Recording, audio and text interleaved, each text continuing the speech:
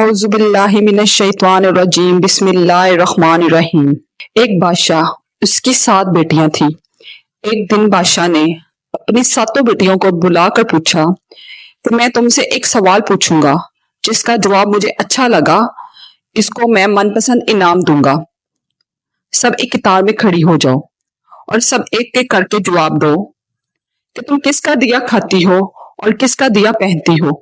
लिहाजा इस मौजू पर मजीद बात करने से पहले मेरे चैनल को सब्सक्राइब कर लें और बेल के बटन को दबा दें ताकि हर आने वाली नई वीडियो का नोटिफिकेशन आपको मिलता रहे। सातों बेटियों में से 6 बेटियों ने जवाब दिया कि अब्बा हुजूर, आपका दिया खाते हैं और आपका दिया पहनते हैं, आप ही की वजह से शान और शौकत है। ये सुनकर बादशाह बहुत खुश हुआ और सबको इसका मनपसंद इनाम दे दिया। जब सबसे छोटी बेटी की बारी आई तो इसने कहा, मैं अल्लाह का दिया खाती हूँ और अल्लाह का दिया ही पहनती हूँ और ये सब मेरा नसीब है। बादशाह ये सुनते ही आग बगोला हो गया और कहने लगा, ऐ बदबख्त, तुमने मेरी नाशुक्री की है, तुम्हें इसकी सजा जरूर मिलेगी। शहजादी ने कहा, जो हुक्म अब्बा जान। बादशाह ने सिपाहियों को हुक्म दिया कि जाओ और इसे जंगल में छोड़ के आओ, मैं भी देखूं कि ये मेरे बगैर कैसे अल्लाह का दिया खाती है और अल्लाह का दिया पहनती है। शहजादी से तमाम जेवरात वापस ले लिए गए और खस्ता हाल ना किसी साजो सामान के बगैर बादशाह के हुक्म के मुताबिक शहजादी को जंगल में छोड़ दिया गया। सिपाही शहजादी को जंगल में छोड़कर वापस आ गए। शहजादी जंगल को गौर से देखने लगे। जंगल के चारों तरफ दरख्त ही दरख्त थे। सुबह से दोपहर और दोपहर से शाम हो गई तो शहजादी लकड़ियां जमा करने लगे ताकि आग जला सके। आग को देखकर कोई जंगली जानवर पास नहीं आएगा। शहजादी चूंकि जंगल में लकड़ियां जमा करने चल पड़ी तो उसकी नजर एक झोंपड़ी पर पड़ी जिसके बाहर एक बकरी बंधी हुई थी और इसके अंदर से खांसी की आवाज आ रही थी। पहले तो शहजादी बहुत हैरान हुई कि जंगल में झोंपड़ी। फिर शहजादी ने झोंपड़ी के अंदर जाकर देखा तो एक बूढ़ा ज़ईफ चारपाई पर लेटा हुआ था और खांसते खांसते पानी पानी पुकार रहा था। शहजादी इधर उधर देखती है तो कोने में एक पानी का मटका पड़ा हुआ होता है। वो गिलास में पानी डालकर बूढ़े ज़ईफ को पिलाती है। इतने में बूढ़ा ज़ईफ शहजादी से पूछता है कि बेटी, तुम कौन हो और इतने बड़े जंगल में तुम अकेली क्या कर रही हो।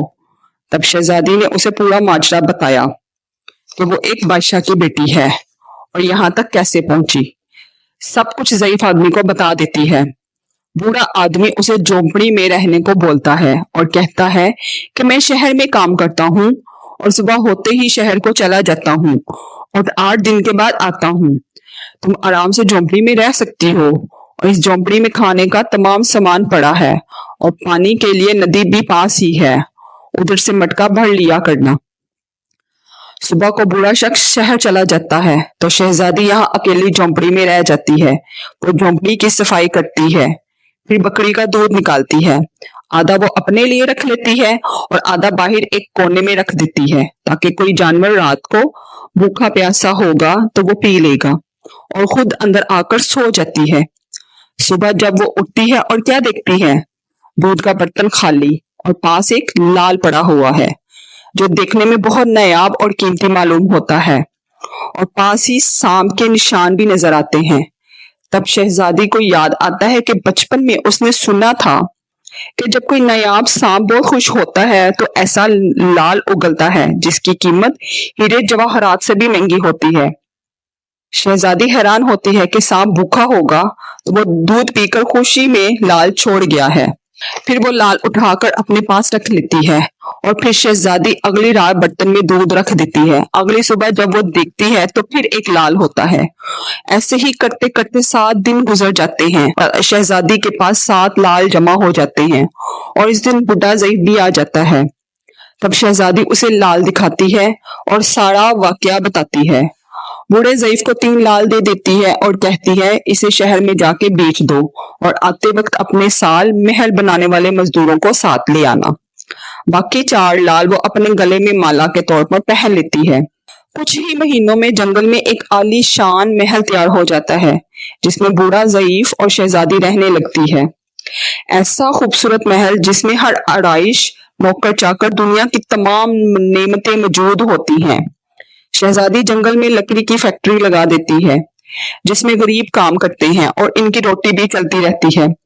देखते ही देखते जंगल शहर नुमा बन जाता है और दूर दूर तक धूम मच जाती है कि एक शहजादी बहुत ही रहम दिल है। खबर जब बादशाह तक पहुंचती है तो बादशाह के दिल में इश्तियाक पैदा होता है कि देखो तो सही कौन सी मुल्क की शहजादी है जिसकी इतनी तारीफ हो रही है।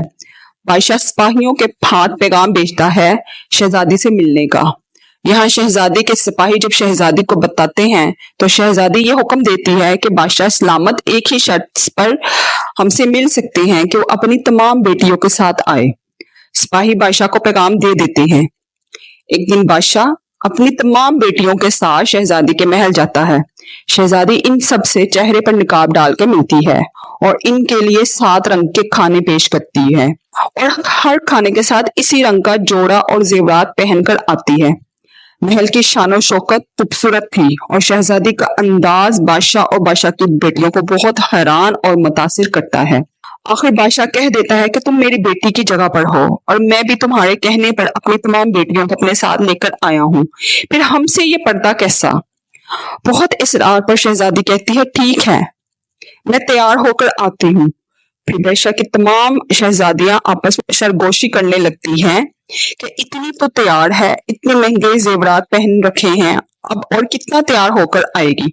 इतने में सब क्या देखते हैं कि दूर से कोई खस्ता हाल कपड़ों में कोई आ रहा है। गौर करने पर बादशाह को याद आता है ये तो अभी तक जिंदा है, मैं तो सोचता था कि इसे जंगल के जानवर खा गए होंगे। तो जब मैंने अपने सिपाहियों को शहजादी की खबर से भेजा तो इन्होंने ही बताया था कि वहां ना तो कोई शहजादी का नामो निशान था और ना ही शहजादी, तो ये कैसे मुमकिन है।